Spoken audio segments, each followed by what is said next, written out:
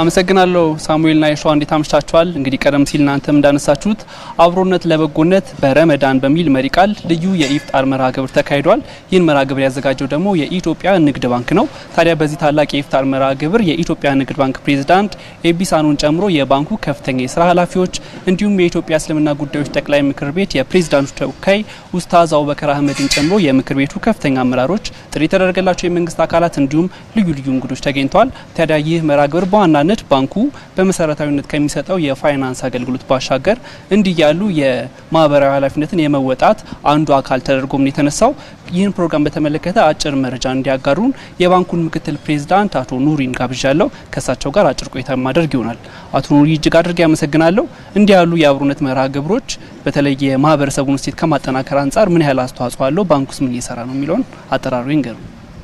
በጣም አመሰግናለሁ የኢትዮጵያ ንግድ ባንክ እንደዚህ አይነት የረመዳን ኢፍጣርን በየአመቱ ያከናውናል ይሄ ዋናው አላማ በተለይ መልካም የሆኑ የማህበረሰቡ እሴቶች በተለይ በሙስሊሙ ማህበረሰብ የእምነቱ መሰረት የሆኑ የረመዳን ወርን በጉጉት የሚጠብቀው ስለሆነ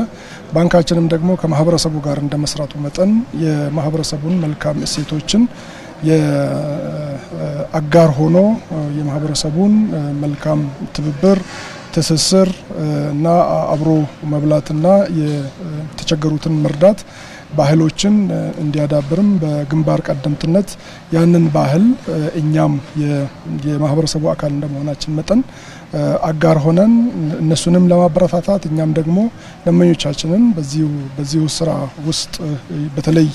ያሉትን ከማጠናከርም አንፃር እኛም እንደ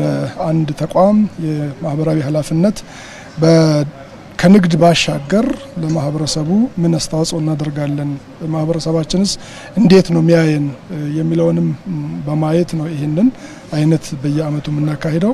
ረመዳን እንደሚታወቀው የእዝነት አንዱ ለአንዱ እየተጋገዘ የተቸገረውንም የሚረዳበት የተራበውንም የሚያርሱበት ያለው ለሌላው የሚያካፍልበት የረመዳን ወር ነው እኛም ደግሞ ከቢዝነሱ ባሻገር የኛ ደንበኞች በዋናነት ከኛ ጋር በዓሉን እኛም ደግሞ የነሱን ወር አክብረን ከነሱ ጋር ሆነን ኢፍጣሩን አካሂደን የማህበራዊ ኃላፊነቱንም በዛው ጎን ለጎን ለማስታወስም ጭምር ነው ይሄ በሀገር ደረጃ በአጠቃላይ ሁሉም ዲስትሪክቶቻችን ላይ እያከናወን ያለነው ተግባር ነው በእኛ የመርሃ ግብር መሰረት በስድስት ዲስትሪክቶች ትላልቅ ከተሞች ላይ ለተቸገሩ ማህበረሰብ ወደ 600 የማያንሱ ይሄ ረመዳን ሊያሳልፉ የሚችሉበትን ስጦታ ጭምር በሁሉም አካባቢዎች እየሰጠን ያለነው ይሄን ደግሞ በአዲስ አበባ ከተማ እንደ ታላቅ የኢፍጣር መርሃ ግብር አድርገን ነው የምንወስደው ይሄ እንግዲህ የማህበረሰቡ ትልቅ እሴት ነው ይሄንን እሴት ከማህበረሰቡ ጋር ሆነን ለማሳለፍ ታቅዶ የተደረገ